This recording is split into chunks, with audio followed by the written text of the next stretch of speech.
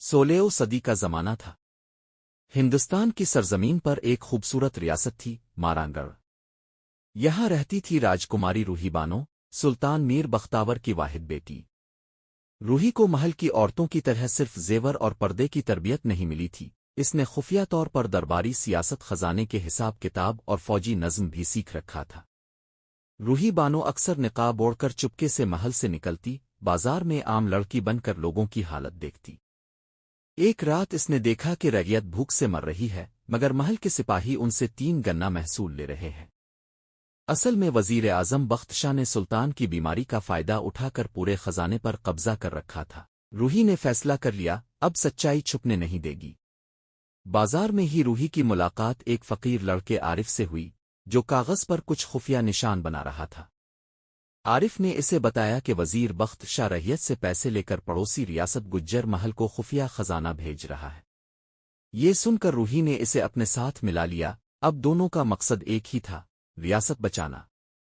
ایک رات محل کے شیش محل میں بخت شاہ نے دربار لگوایا۔ اسے پورا یقین تھا کہ روہی کچھ نہیں کر سکے گی، سب درباری وزیر کے ساتھ تھے۔ مگر عین اس وقت روہی اور عارف نقاب میں دربار میں پہنچے۔ عارف نے وہی خفیہ کاغذات سب کے سامنے رکھ دیے۔ روہی نے اعلان کیا، جو رعیت کو لوٹے اسے تخت پر بیٹھنے کا حق نہیں۔ دربار میں شور مچ گیا، سپاہی 2 حصوں میں بٹ گئے، لیکن روہی نے خون نہیں بہنے دیا۔ بخت شاہ کو قید کر دیا گیا۔ جب بخت شاہ کی سازش ناکام ہوئی تب عارف کا اصل راز کھلا، وہ گجر محل کے بادشاہ راؤ مہتاب سنگھ کا چھوٹا بھائی تھا۔ بچپن میں محل کی لڑائیوں میں اسے ماں کے ساتھ نکال دیا گیا تھا۔ وہ فقیر بن کر پلا اور اب وہی تخت کے وارث کا بھائی روہی کی رعیت کا خادم بن گیا۔ وزیر بخت شاہ نے قید میں بھی پیغام بھیج دیا، گجر محل کی فوج نے مارانگڑھ پر حملے کی تیاری کر لی۔ اب فیصلہ تھا، روہی اور عارف لڑیں گے یا رعیت کو ڈھال بنائیں گے۔ روہی نے لوگوں کو دربار میں بلایا، عورتیں، کسان، سپاہی، سب کو اپنی طاقت بنایا۔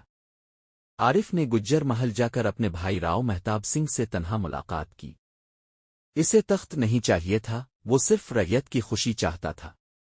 بھائی کو سمجھایا کہ سلطنت تلوار سے نہیں دل سے چلتی ہے۔ اسی رات دونوں ریاستوں کے بیچ امن کا پہلا معاہدہ ہوا۔ روہی بانو نے عورتوں کو دربار کا حصہ بنایا، یتیم لڑکیوں کو تعلیم، بیواؤں کو روزگار دیا۔ عارف فقیر شہزادہ کہلایا، محل کے بجائے عام لوگوں میں رہا، رعیت کا خادم بنا۔